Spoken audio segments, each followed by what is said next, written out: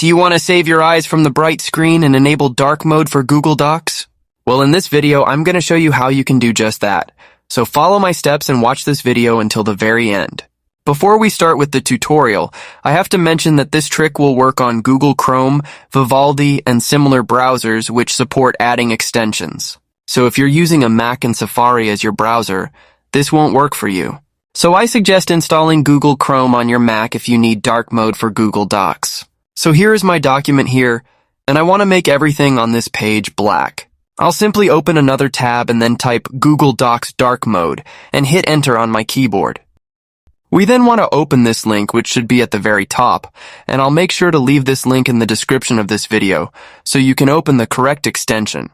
Click on this Add to Chrome button and then Add Extension. Once you've done this, go over to your Google document and then refresh the page. A little icon will appear at the right side of your screen, which is going to look like a little moon, or maybe it will have a little sun icon. If I hover my mouse over that icon, I'll get a couple more options in a falling menu. You can click on the sun icon, and then it will turn into a moon icon, which means that we had activated dark mode.